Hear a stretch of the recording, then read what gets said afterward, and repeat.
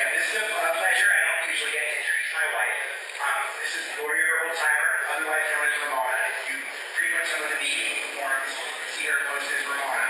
I like to say that my wife is Laurie and Ramona is my mistress. We wrote the Complete Guide to Beekeeping, which is essentially a beginner beekeeping book that focuses on keeping bees without any treatments, chemical or quote-unquote natural, and without artificial feeding, which is somewhat controversial, but we have good reviews, and Laurie's book, one of Laurie's passions and obsessions is the microbial culture inside the hive. When we talk about the microbes, we're not talking about disease, and she's going to talk about that. So, without anything further, Laurie Herboldsheimer. Okay, we have a lot of information to cover, but I'll do my best to get it done. Shabby, how long do I have? Okay. Alright. Okay, so my topic is microbe disease.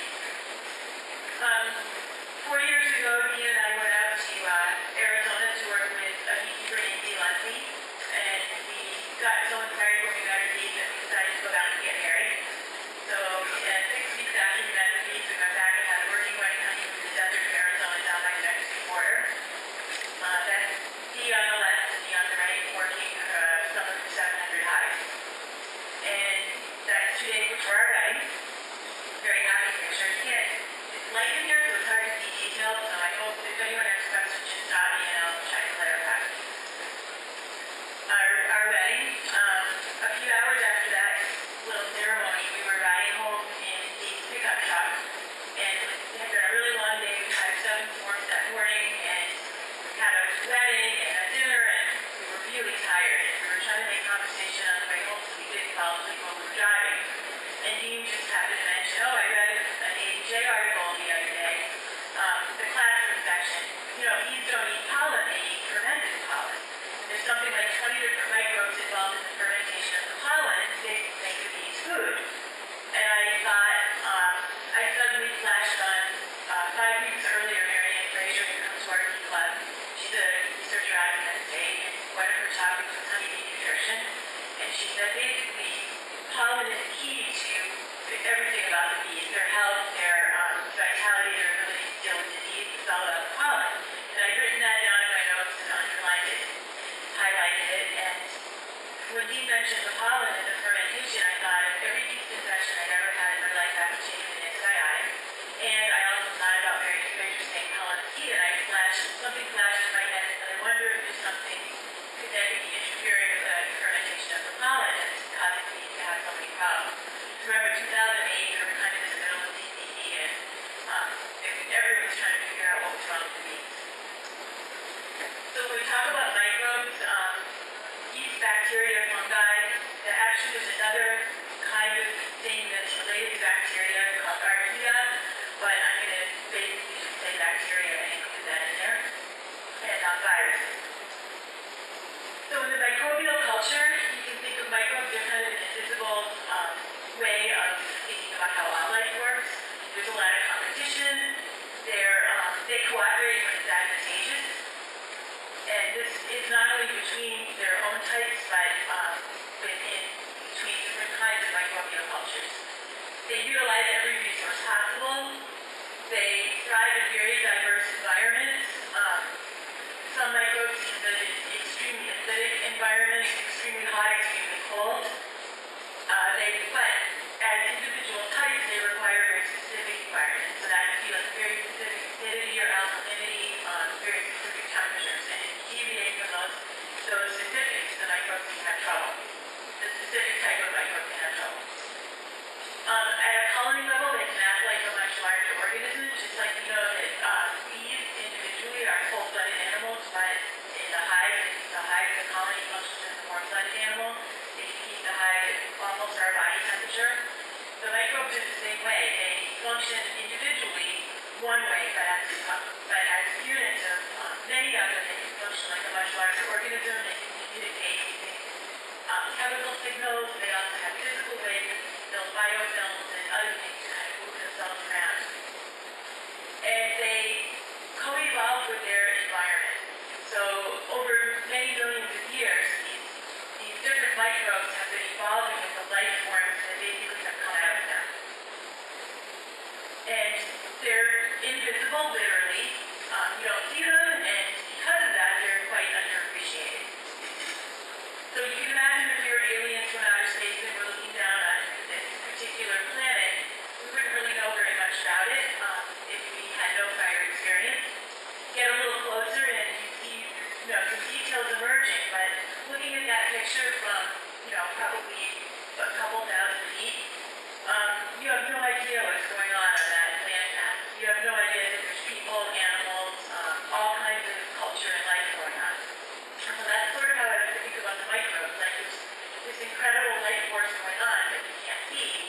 but it doesn't mean it's not there and it's not incredibly important. So in the earth, microbes make up the bulk of our land mass. Basically, they're most of what's living on the planet. They're active recycling agents, breaking things down and making nutrients available for us life forms. Without that kind of activity, the planet would screech to a halt in about 2 days. Nothing would be able to get food because the microbes are at the bottom rung of providing all the nutrients to the plants and the smaller animals.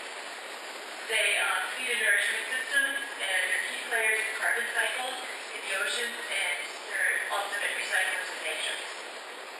And in our bodies, I don't know if anyone here has followed the Human Microbiome Project, but that's really interesting. You can Google it. There's a ton of information out there. Basically, our bodies are on some level shelves for carrying microbes around. The microbes are the bulk of our food is microbes. We can't function without microbes in our gut. And most of these microbes that are in our bodies, they're very beneficial to us. If they get into the wrong spot, they can cause trouble, but when they're in their own spot, when they belong, they're what's allowing us to function as biological organisms. And scientists now are understanding that the microbes are training our immune system, and that they're responsible for a lot of things in our health that we used to attribute to other things. We can't digest and assimilate nutrients without the microbes in our gut, and we're thinking now that they might be more important than our genetic makeup. That our microbial cultures might be more important to our health than the genes that we're born with. So we heard Dr. Teal talk about the microbes in the hive beetle. I had not heard that before about the yeast that that habitate their guts. But we know that termites and microbes have a relationship, and the microbes, aphids and microbes, we know now about these as well. So in all these insects, they're dealing with plant material, which is very hard to digest. The microbes are basically what's making it able for the bees and all these other insects to get nutrients into their bodies. And I like this little diagram. There's all other life, and then there's microbes. The microbes are supporting everything. So cast of characters, we all know when we start learning about bees, we have the queen, the drones, and the workers.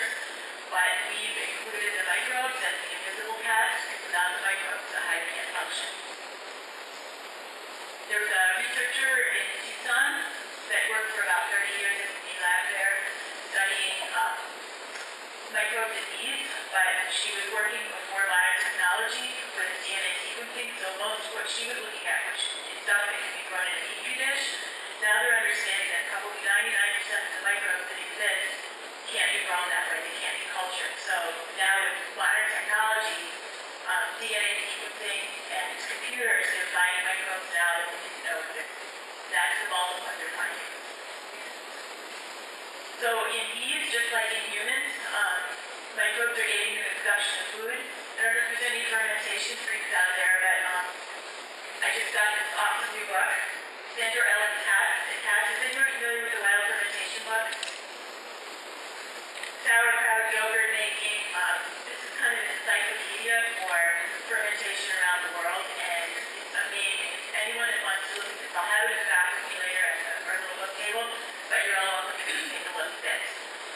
Around the world, in every culture, for thousands of years, people have been dealing with fermentation for increased nutrients in their diet, as well as preservation of food. The bees are doing the same thing. The microbes aid in the production of bee bread and honey. They produce essential nutrients that the bees can't get anywhere else in their diet. So it's not just that the microbes are helping, but the microbes are actually creating things for the bees to eat. And they also defend against disease by occupying niches in the bees' bodies so that other microbes can't get in. And that's one way that microbes help us. They take up space. Like on our skin, we have gas that lives on our skin and keeps fungal infections from coming in. If you disinfect your skin too much, you open up niches where fungal infections can come. So when things are in balance, they take up space where they belong, and they can protect us. It's the same with bees. We've got microbes that are in them, are holding space against invading microbes from coming in and taking over. And just like we talked about microbes in the earth, the microbes that they're finding have co-evolved with the bees over millions of years, and also the flowers.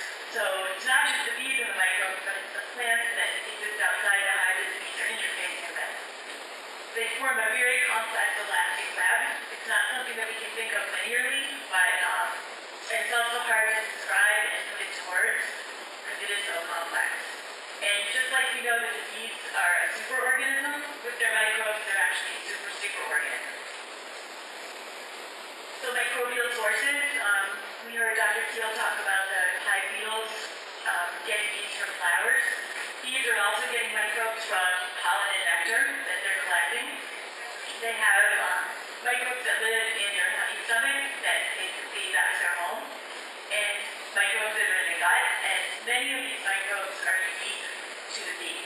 So, for example, the honey stomach microbes, some of those microbes, a very specific variety, aren't found anywhere else on the planet.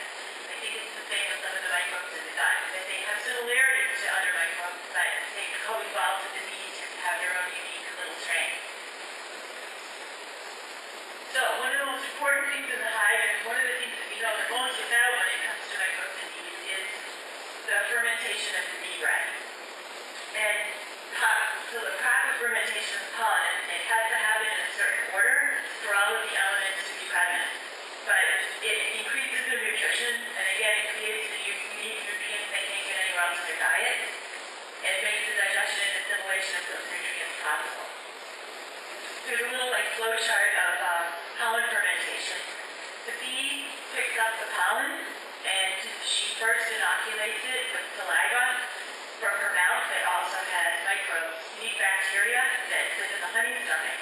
So an inoculation happens of that pollen when she first collects it, and within an hour, some of that fermentation is very, very important because the nutrients start taking place. And it's kind of a crazy mix of yeast bacteria and fungi.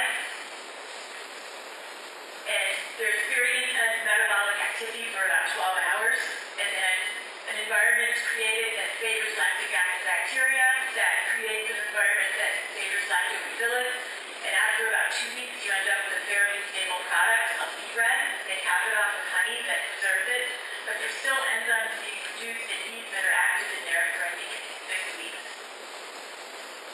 And we like to call the bee bread the pollen pickle, not like a pickle that's made with vinegar, but like a real fermented pickle. And in that fermented pickle, they're not just getting nutrition, but they're also getting like a little apothecary for the hive. Because those reactions that are happening through the fermentation are giving them not only enzymes, but antibiotics, fatty acids, and sterols that they need for their diet, organic acids, vitamins, and proteins. So it's very, very important that the microbes be able to ferment in the right order, and that the pollen is clean enough that there's not too many fungicides or other interfering things that would stop the microbial fermentation from happening in the right order. So in honey, we know that there's unique lactic acid bacteria that lives in the honey stomach that contributes to the honey. That microbes in the bees' gut tend to vary from the different nectar sources that they forage on. So it's not just what lives inside your gut, but how those life forms are either fostered or inhibited by what they're taking in from the outside.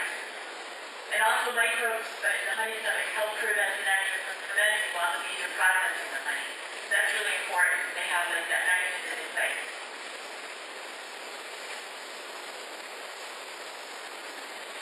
So a little drawing of the honeybee anatomy. The yellow is the honey stomach. Between the honey stomach and the gut, there's a little blue valve there. That's called the proventriculus that keeps microbes or kind of gut material from backing up into the honey stomach. And then the gut has 3 different sections. There's the midgut, the bright green thing is the ileum, and then the little teal blue thing that's the hindgut. Each of those areas have similar microbial cultures, but the pH is different in each one of those spots. The microbial balance is different. Each part of the gut is performing a different process for the bees in terms of digesting and assimilating the nutrients.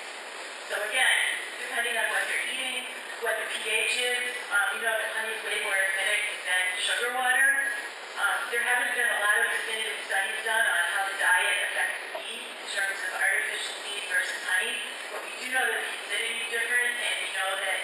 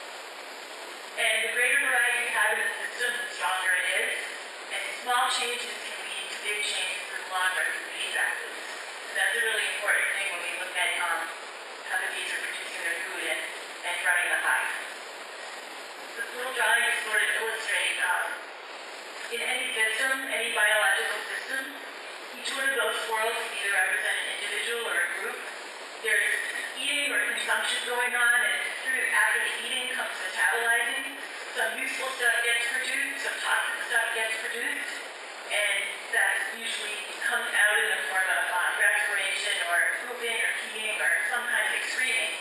And then there's other things around it to make use of those products. So one organism's poop can become another organism's food, and these things are all interdependent and going on all the time. So a little drawing of the honeybee nutrition cycle. Start up at the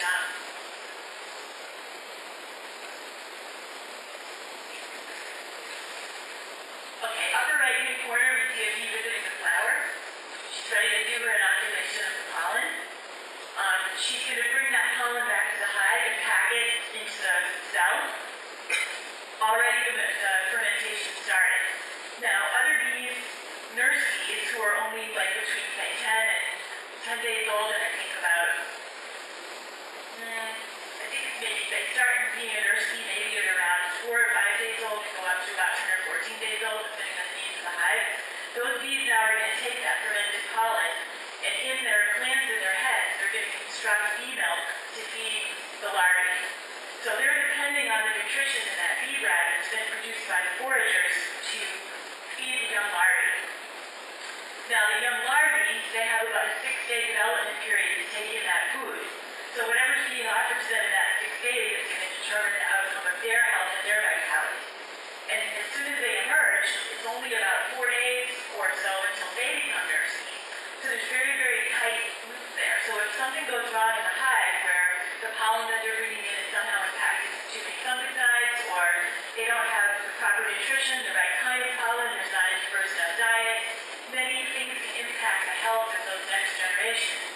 Because remember, there's 6 days for the larval period where they're taking in that nutrition, and then it's not very soon after that that they have to be able to leave the hive and fly and have well-developed muscles and glands, not only for feeding the young when they're young themselves, but for now being able to go bringing food to the next generations.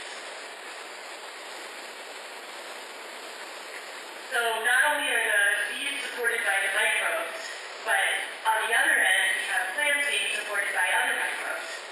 So the microbes are basically, they're at both ends of the system. They're supporting the food sources that the bees are bringing in, as well as how the bees are able to deal with those food sources once they come into the hive.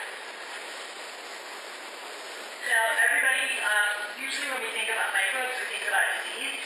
I love this little quote. Microbes, they're neither friend nor foe, but it depends on the context that they're in. And as we said before, they thrive in specific niches, they compete for resources. One of the most important things, again, is that they hold space to keep other microbes in check. And actually, very few microbes actually cause disease. When we think about the millions of microbes that are involved in any living species, very, very few of them actually cause problems. So we have natural pressures that exist between the microbes. We have molds, yeast, and bacteria that are all competing for space and competing for resources. Within the mold species, they're competing with each other as well as within the yeast and the bacteria. Some of those we know already exert natural pressure on things that are found in the hive. Like we know that there's species of bacillus bacteria that inhibit bowel brood. Some other species of bacteria also inhibit shock brood. We know that there's the causative agent of stone brood is what gets cultured into fumagillin.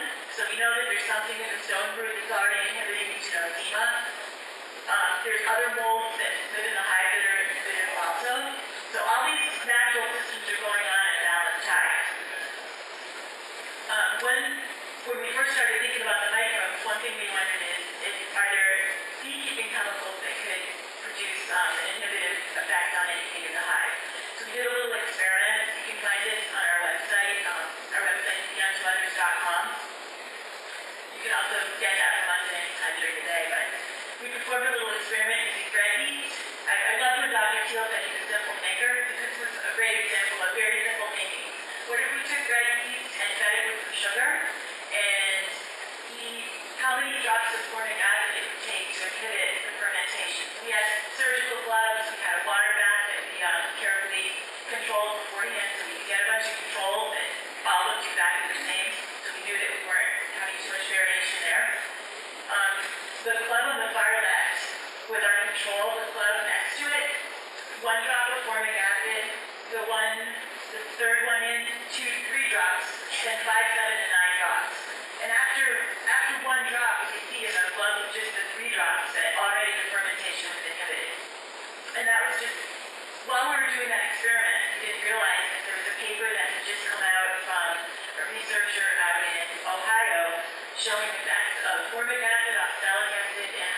corn syrup on fungi that are necessary for the hive. And basically, all those things can inhibit the fungal growth. Now we add into our little natural model pressures of organic acids, fungicides, fumigillin, high-fructose corn syrup and sugar, terramycin, and other antibiotics. And you can see that you have bacteria that naturally inhibit the foul brood. Actually, those bacteria come from the honey stomach of the bees. So when they're feeding the larvae, they're also giving the larvae basically antibiotics through these bacteria. But what happens to those quote good bacteria if you're introducing antibiotics? You're not just targeting. You can't just target one bacteria. Basically, you're affecting the whole culture of the hive. And the same goes for organic acids and fungicides that we often don't have control over. Our bees are flying freely. There are studies now that are showing that bees are highly impacted when they're put on guano crops that have a lot of fungicides in the pollen. It's very hard for the bees to have fertile queens and fertile drones, and very difficult for them to get the right nutrition. So fostering healthy microbial cultures, first thing would be just awareness that the microbes are necessary. A lot of us are coming to that understanding just for human populations, that we're, he mentioned activity at Dr. Teal, I'm laughing because almost everybody who's in that commercial. And, even 5 years ago, we didn't have that kind of awareness. Real food, bees need real honey and real thread. We like to go for a no-treatment method to basically let the microbes settle things out and breed from healthy, untreated bees. And we talked before about the microbial cultures being more important than heredity for humans, and I'm wondering if that's true with bees as well.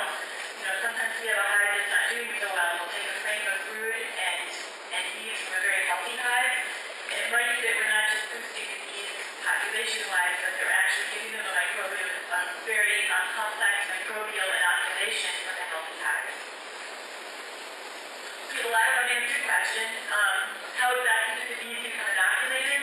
Some of the gut microbes that we find now, they're not in the honey stomach, and they're not in the flowers, and they're not in the pollen nectar, so how do they get there?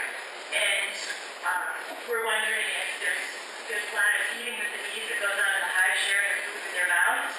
And we have definitely seen an observation hive, a bee poop and another bee clean it up so fast that you couldn't even see that it happened. Also, where's your queen pooping and who's cleaning that up? And it might be that those nurse bees, or the fragment of house bees, that are the bees from 0 to 4 days old, doing all the licking and cleaning in the hive. Probably there's a lot of poop that's being consumed and passed through the hive that helps with the gut inoculation. Just an idea. Also, nobody's really been looking at the difference in microbial cultures in bees that are treated versus not treated. There is a lab at Yale right now run by Nancy Moran, and she has started to look at that. So that's very exciting for us that there's actually going to be some work out there that shows the difference in the bee guts between treated and untreated colonies. Queens and drones, almost all the studies are done on workers. We barely ever get to see studies on queens and drones. So we don't know, are the microbial cultures different? What are they contributing microbially to the hive? We just don't know. And also, do microbial cultures affect the fertility of queens and drones? And I know in our club, we had a visit by Dave Harvey a couple years ago, and he was showing us a chart of nosema through the past few decades in queens. And almost every decade, the queens showed some level of nosema infection between up to 30%, some years 15%, 7%. The chart actually was printed in one of these books here that you can look at, but we saw in 2010 the queen infection of nosema was 0, and we asked, why is that? Why all of a sudden are none of the queens in the breeding industry infected? And he said, because this is exactly what he said, they're feeding the snot out of them with fumigillin. And fumigillin is a very toxic, I don't even know if it's an antibiotic, it's a weird, It's classified as an antibiotic, but it comes from a fungus, it's a fungal toxin. And like a lot of fungal toxins, it has a lot of weird effects. It doesn't just act on bacteria, but it also it was originally developed for human use, and it isn't legal for human use, and it isn't legal in most places in the world because it causes birth defects. It affects the vascular development in tumors, because it's originally what it was being looked at for. So it's not just, we think of a penicillin or something as a simple antibiotic. That's not what fumigillin is.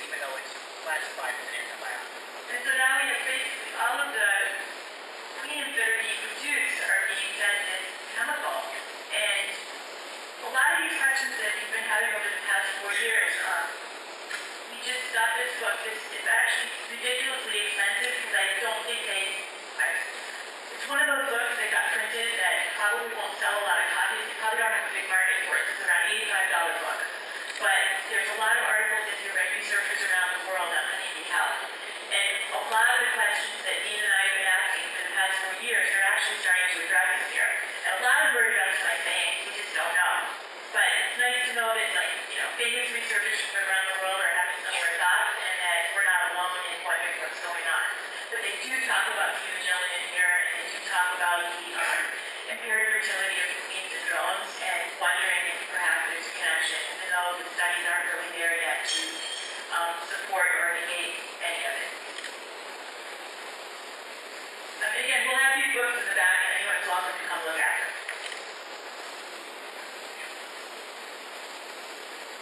So, drones, we know that drones do a lot of couch surfing and drift from hive to hive. They're welcome in almost any hive. Unlike workers who might show up and there might be a fight at the door, you can't come in, drones are almost universally welcome. And they travel really far distances. Drones can be found literally miles and miles away from the hive they originated from, just from their couch surfing. And we wonder too, they get fed a lot by other bees, there's like sharing of mouse parts. What effect do the microbes that the drones have on cultures of other hives? Like a mechanism for getting microbes to move around. Just like in humans, the microbes are built smart. They basically evolve humans around them to transport them around the planet. Basically we have global travel now and even interspace travel.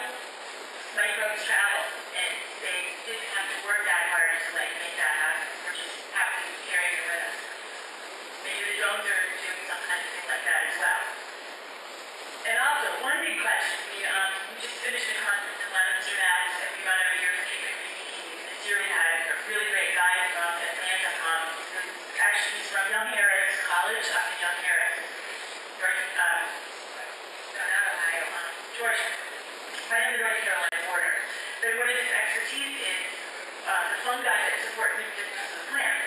And one question I've had for a few years now is, how do those fungi, are the pollen and nectar sources from plants that have a really healthy fungal support system more nutritious than the pollen and nectar that don't have that? And he said, honestly, we don't know. Nobody's really looked at that. There's no literature out there to talk about that. But that is the question I have. If you have a root system that has a really healthy fungal support, is the food different that the bees are getting than from root systems that don't have that, or from root systems that are being chemically fed?